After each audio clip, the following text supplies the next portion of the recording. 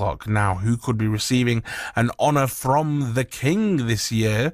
With the King's birthday honours list due to be announced on the 12th of June, just days away, speculation is growing about which celebrities, sporting stars and community champions could be recognised. Well, among the names being tipped are singer-songwriter Kate Bush, pop star Harry Styles, football manager Pep Guardiola, and Formula One driver Lando Norris. Well, joining me now to discuss the likely contenders and explain how the honours system actually works is honours expert Lesley Hussell from Awards Intelligence.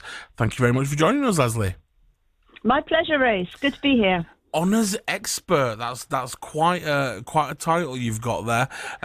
Who can we expect to feature in the King's birthday honours this year? Yeah, you're right. Honours expert is such a cool job because this is such a joyful time of year. It's all about shining a spotlight on great British achievements. And there will be celebrities in the list, but there'll also be ordinary people. You talked about Kate Bush. I'm tipping her for a damehood.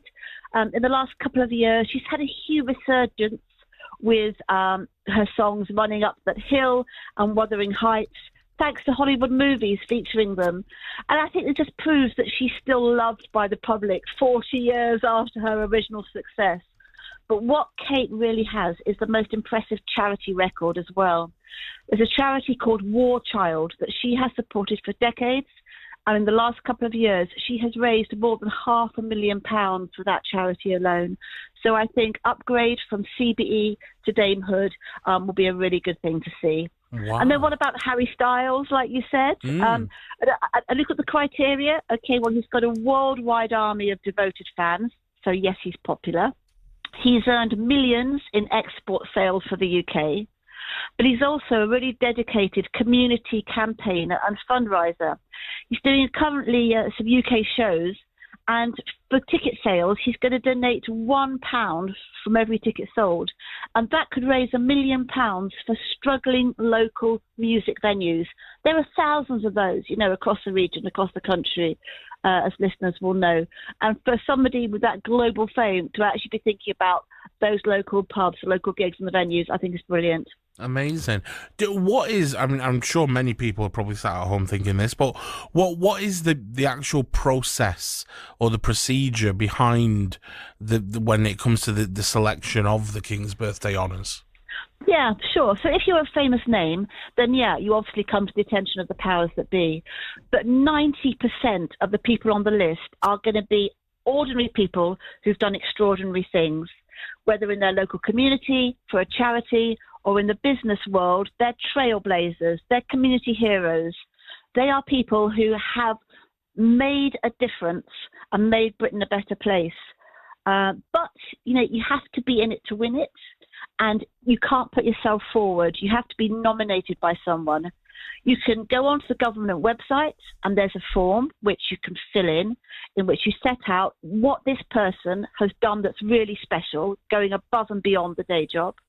And if you want some advice, come to us at Awards Intelligence, because we can give you an honest, free assessment of whether somebody is likely to be eligible. And then we can help you through the process, which is quite long and demanding, because you have to build a really solid case full of evidence, facts and figures.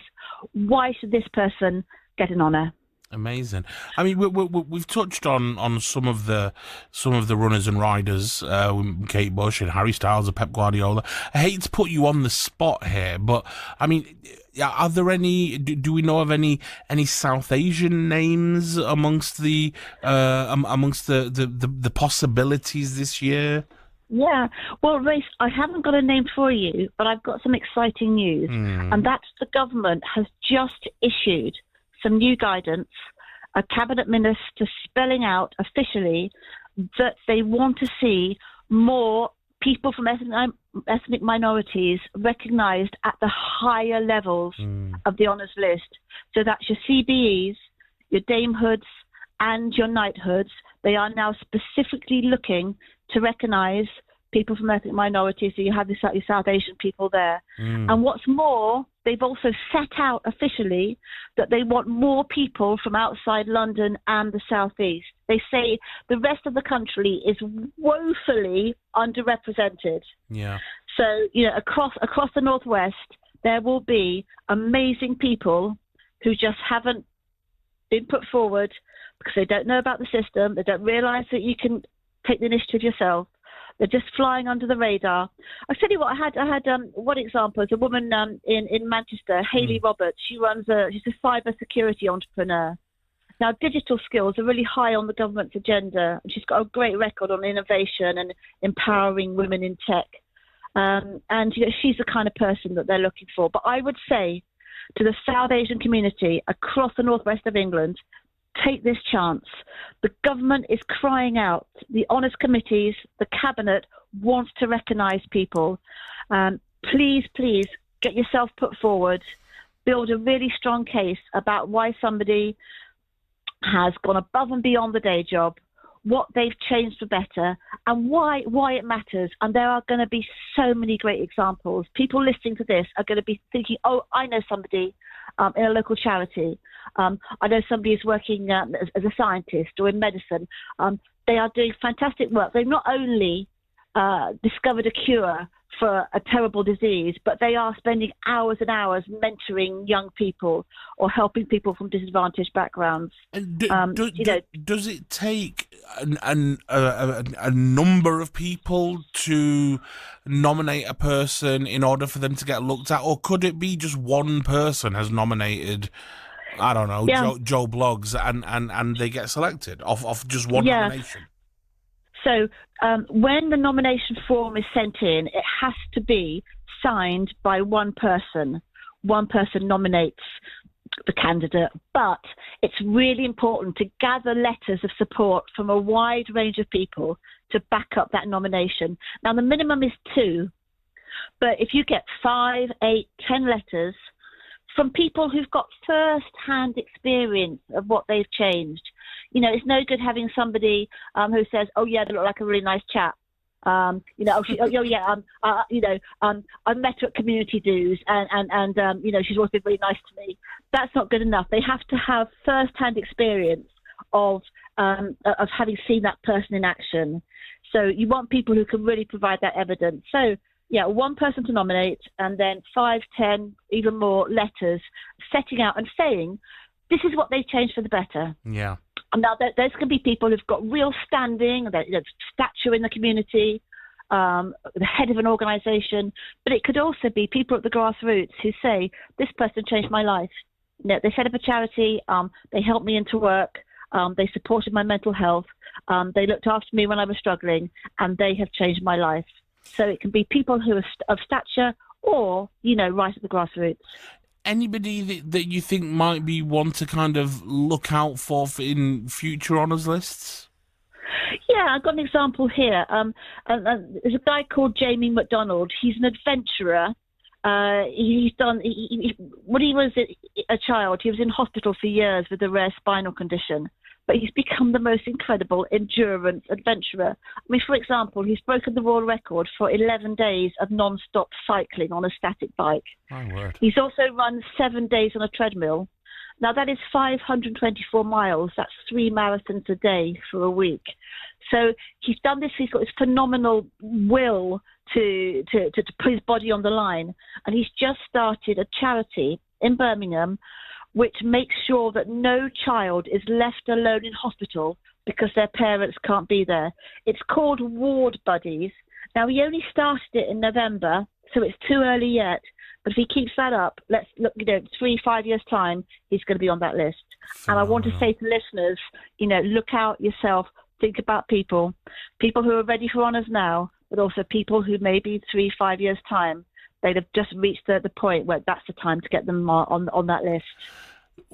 We always hear, obviously, the big ones that everybody knows, the knighthoods, the damehoods, but then there's also, the CBEs, the OBEs, MBEs, BEMs. What's the difference between all of these acronyms?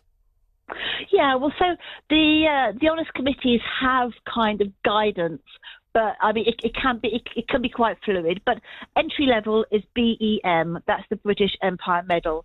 That's your scout leader, your lollipop lady. Next up is the MBE. So that's for local and regional achievements. Then you step up to the OBE, which probably more people have heard of, and that's national achievement. By the time you're getting up to CBE level, you're probably internationally known, or your work within your sector, your work is recognised for international impact. And then at the very top, you've got the knighthoods and the damehoods, the KBE and the DBE. And on the list that's coming out on Friday night, there'll be about 30 of those top level. And just under that, about 120 CBEs. Amazing.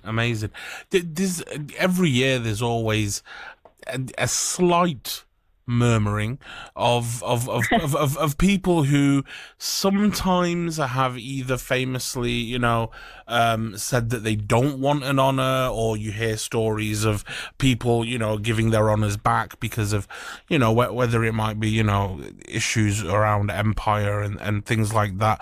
What are your kind of when you look at the honours system, do you think that maybe it might need a slight rejigging, because some people might feel, I don't know, a little bit uncomfortable with a medal that got the word empire. It still has the word empire in it. Yeah, unfortunately. Yeah. No, I mean, completely. I totally get that. There's only so far that you can keep justifying that with tradition. I had thought that when the king came to the throne, that he might make it, instead of the Order of the British Empire, the Order of the British Excellence, for example. That's not happened. But I would say that there is absolutely a drive to be more inclusive, for more diversity, for more people who really represent Britain, who represent the northwest of England. We're 60 years away from when it was all white, stale, male recipients, and that was the norm. Still is, the average is now more like 50-50 men and women. For people who come from ethnic minorities, could be around about 12-13%, depending on different lists. Occasionally, like top 15 or 16%. But there is absolute recognition that that's got to change, and that there are amazing people out there. There's talent out there that's going unrecognised. Definitely. I mean, you should point out also that it's not just people of ethnic minority backgrounds or people of colour that have issues with the whole empire honours system. But I mean, even what's his name, Michael Sheen famously returned his because of the kind of history with the Welsh. Anyway, before we let you go, where can people get more information if they do want to just find out more, or if they want to nominate somebody? Where can they go? Yeah, so you can go to the government website and you can download the honours application form there, the nomination form, and you can get general information. But if you want to talk to us at Awards Intelligence, and the website is awardsintelligence.co.uk, we can give you personalised advice. We can give you real insight, and as I say, we can give you an assessment of whether the person you want to put forward, whether they're likely to be eligible, and then hold your hand through the whole process. Amazing. Honours expert Lesley Hussell, thank you so much for joining us this evening. Thank you, Race. It's been a pleasure talking to you.